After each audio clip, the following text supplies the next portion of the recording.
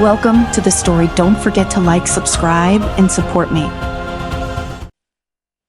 The night sky had never looked so deceptively calm above the city, a serene blanket of stars spread out as if nothing had changed.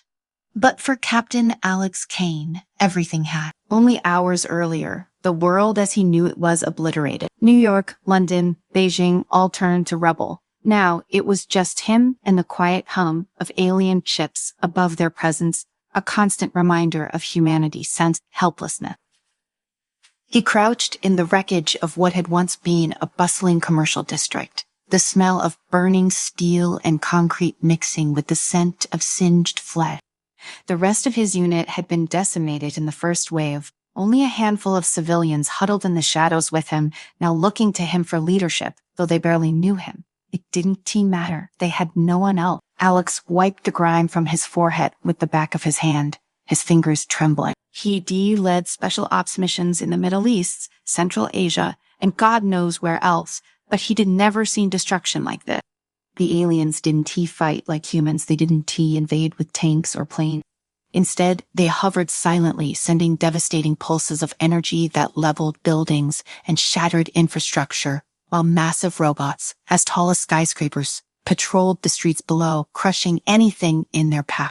The invasion was methodical, precise, ruthless. Behind him, a nervous voice broke the silence. "Our captain, what do we do now?" Alex turned to face the speaker. It was Sarah Miller, a young engineer. She was covered in dust, her face pale, but her eyes showed a spark of defiance. She had proven useful earlier, helping them navigate through a collapsed subway tunnel. Now she looked at him like he was the only thing holding her together. "Somewhere we move. Dray," he said quietly but firmly. "Time we can. Stay here." Sarah glanced at the rest of the group. There were about a dozen civilians, men, women, and even a few children. They were ordinary people plucked from their normal lives and thrown into a nightmare, and most of them had never even held a gun. But right now, that didn't matter. What mattered was survival. "How far do you think we'll get?" one man, probably in his early 50s, asked. He was a doctor, Dr. Miguel Santos, if Alex remembered correctly. His hands shook as he clutched a small first aid kit, like it was the last piece of civilization he had left. "We'll get as far as we need to," Alex replied, though even he didn't yet believe the words fully. The truth was, he had no idea how far they could get, or where they were even going. He only knew they had to keep moving. Staying in one place would mean certain death. Without another word, Alex led them through the crumbling streets, careful to avoid the open areas where the alien drones patrolled. Their advanced technology made it impossible to fight head-on. They'd tried that earlier, and it had been a massacre. Bullets bounced off the aliens, shimmering shields, while their own weapons vaporized anything in their path. "Stay low," Alex whispered as they crept through the remains of an office building. The windows were blown out, leaving sharp shards of glass glinting in the pale moonlight. Sarah helped one of the older women navigate over the debris, her engineering expertise evident in her quick thinking. Dr. Santos stayed at the rear, making sure the kids didn't fall behind. The group moved like shadows, slipping between the ruins of what had once been a proud city. Alex felt a pang in his chest as they passed a toppled statue, one of the city's icons, reduced to nothing more than rubble. It was a stark reminder that humanity wasn't just losing a battle. It was losing its identity. They ducked into a small alleyway, the oppressive silence broken only by the distant hum of alien machine. Alex held up a hand, signaling the group to stop. His instincts kicked in as he peered around the corner. The streets ahead were filled with alien patrols, tall, imposing figures with sleek armor and glowing eyes, their energy rifles humming as they scanned the area for survivors. Too many of them, Alex muttered under his breath. Sarah crouched beside him, her face tense. "Tarbe, what do? "We wait," he said. "They'll move on soon enough." But waiting wasn't easy. Every second felt like an eternity, and Alex could feel the fear radiating off the civilians behind him. They were terrified, rightfully so. These weren't trial soldiers. They were engineers, doctors, office workers, parents. And yet here they were, thrust into a war they never asked for. Finally, the alien patrol passed, their heavy footsteps fading into the distance. Alex let out a breath he hadn't realized he'd been holding and motioned for the group to follow him. They made their way through the alley, keeping to the shadows, until they reached a collapsed subway entrance. The sign above it was barely legible, but Alex knew it led to one of the few underground tunnels that hadn't been completely destroyed in the initial attack. "This way," he said, leading them down the crumbling step. The air in the subway was thick with dust, and the faint smell of decay lingered in the darkness. The group descended cautiously, their footsteps echoing off the cold concrete wall. Alex pulled out a flashlight, its weak beam cutting through the gloom, revealing the twisted wreckage of subway cars and debris strewn across the track. "Watch your steps," Sarah whispered, helping one of the older women navigate the debris. They moved deeper into the tunnels, the oppressive silence swallowing them whole. For a moment, Alex allowed himself to hope that they might be safe here at least for a little while. But that hope was shattered when they heard the distant rumble of footsteps, heavy mechanical footsteps. "They were coming. Dr. Santos," said his voice tight with fear. Alex cursed under his breath. The aliens were thorough. They wouldn't leave any part of the city unchecked. They had to keep moving, but where every route seemed to lead to another death trap. And then as they rounded a corner, they saw it, a shimmering blue force field blocking the tunnel ahead.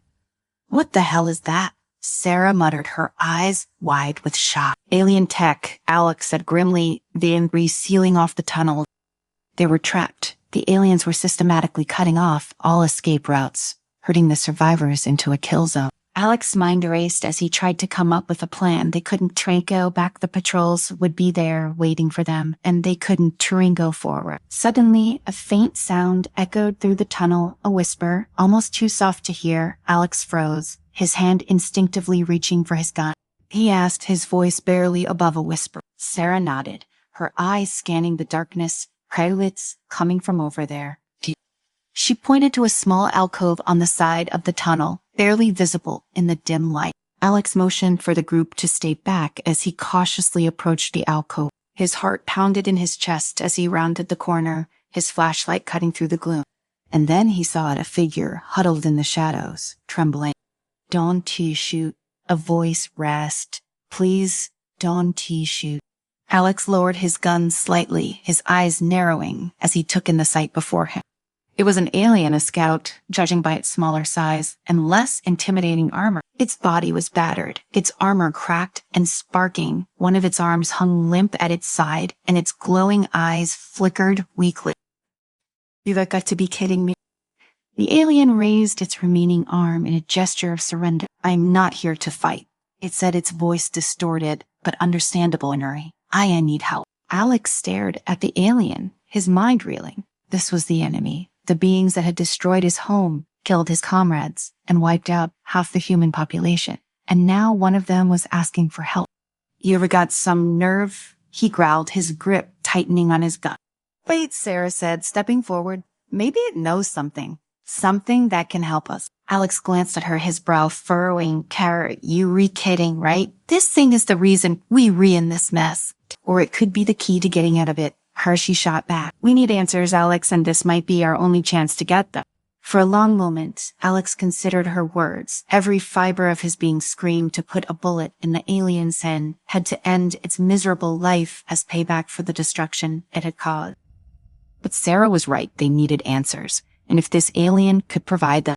"Fine," he said through gritted teeth, "but if it tries anything, I'll kill it myself. I can help you. I know why we are here. I know why we invaded." Alex narrowed his eyes, his fingers still hovering over the trigger. "Tears, start talking." The alien hesitated for a moment, its glowing eyes flickering again. "We came here not to conquer, but to survive. Our planet is dying. We need your resources to survive. Without them, we will perish." Alex's grip tightened on his rifle, but he kept it pointed at the ground. "And how many humans do you plan to kill to make that happen?" The alien's eyes flickered, its breathing labored. "Our leaders, they don't care. They will take what we need. Your people, are just obstacles." "But not all of us agree. Some of us believe there is another way." "Another way?" Sarah asked, stepping closer despite Alex's warning glare. "Blair, what way you mean peace?" The alien nodded weakly, its gaze drifting to the damaged force field at the end of the tunnel. "We tried to speak with your leaders before, but they refused. Now the invasion has begun, and it's soon too late for negotiation." Alex's jaw clenched. He couldn't believe what he was hearing. The idea that humanity had even a sliver of a chance to avoid all this death and destruction was enraging. So what you're telling us, we should just let you take everything? No, the alien wheezed. I am saying there is a way to stop this. But you must destroy the core of our mothership. Without it, we cannot complete the terraforming process. Earth will remain as it did. Sarah's eyes widened. The core, how do we destroy it? The alien said, head lolled to the side, and for a moment, Alex thought it had died. But then it spoke again, its voice barely more than a raspberry. There is a weapon hidden in one of your military bases. It was designed to fight us. Your people didn't know, but it is your only chance. The base is north in the mountain. Al exchanged a look with Sarah. They had heard about classified weapons programs before the invasion, but nothing had ever been confirmed. If what the alien was saying was true, they might actually have a chance to fight back. But it was a long shot. The military base could be destroyed. The weapon might not even exist, and even if it did, how were they supposed to get to it, let alone use it against the alien? Why are you telling us this? The alien's eyes dimmed, its body trembling with each breath. Because I do not want to see more death. My people, they're wrong. And I have failed, but you still have a chance. Take it. Before Alex could say another word, the alien's body convulsed, and then it went still. The light in its eyes flickered out, leaving only a lifeless shell. Sarah knelt beside it, checking for any signs of life, but there was none. She glanced up at Alex, her face pale. Do you think it was telling the truth? Alex sighed, rubbing a hand over his face. We don't have much of a choice, do we? The group was silent for a moment, the weight of their situation settling heavily on their shoulder. They were outgunned, outnumbered, and outmatched in every way. And now they were being told that their only hope lay in some secret weapon that might not even exist. But what other option did they have? We go north, Alex finally said, his voice firm. If this weapon exists, we were going to find it. The group gathered their supplies and prepared to move out. The journey would be long and dangerous, but the thought of a possible solution gave them a sliver of hope. As they made their way out of the tunnel and into the cold night air, Alex felt the weight of responsibility settle even more heavily on his shoulder. The people following him were depending on him, and for the first time since the invasion began, he had a plan. The trek north was grueling. They moved through forests, across desolate highways, and over jagged terrain. The sky was constantly filled with the hum of alien drones, their lights sweeping across the grounds like searchlights. They had to be careful, avoiding open areas and staying out of sight whenever possible. The resilient Sarah's technical expertise was invaluable as they encountered Audiobook. She managed to disable a few smaller drones and even reverse engineer some of their communication equipment, allowing them to listen in on alien frequency. Dr. Santos continued to patch up wounds, both physical and emotional, as best he could, while Tyler, the teenager who had proven to be a quick learner, kept watch during the nights, alerting the group to any nearby threat. But despite their progress, the journey was taking its toll. Supplies were running low, and the constant fear of discovery weighed heavily on everyone. Every day felt like a gamble, but Alex kept them moving, pushing them toward the mountain base the alien had mentioned. After several days of traveling, they finally saw it. Hidden deep in the mountains, shrouded by mist and camouflaged against the rocky terrain, was the military base. It was eerily silent. The gates were partially destroyed, the concrete barriers smashed as if by something massive. Looks like the aliens got here first, Sarah muttered, surveying the damage. Alex approached cautiously, his rifle at the ready. There were no signs of life, no bodies, no alien patrol. But that didn't mean it was safe. Stay close, he ordered, leading the group through the wreckage. The base was in shambles, but there were still areas that had been untouched. Alex led them deeper into the compound, navigating through broken corridors and ruined offices. They finally reached what appeared to be the research and development wing, a heavily fortified section of the base that had survived the initial attack. This has to be it, Alex said, his heart pounding as they entered the facility. The lab was filled with advanced military tech, most of it in pieces. But in the center of the room, partially obscured by debris, was what they had come for. It was a weapon, unlike anything Alex had ever seen. It was sleek, black and metallic, with glowing blue lines running along its surface. It looked more like something the aliens would use than anything designed by humans. This must be the weapon the alien was talking about, Sarah said, her voice filled with awe as she approached it. Dr. Santos examined the readouts on the nearby console, his brow furrowed in concentration. It's powered by some kind of energy source I've never seen before.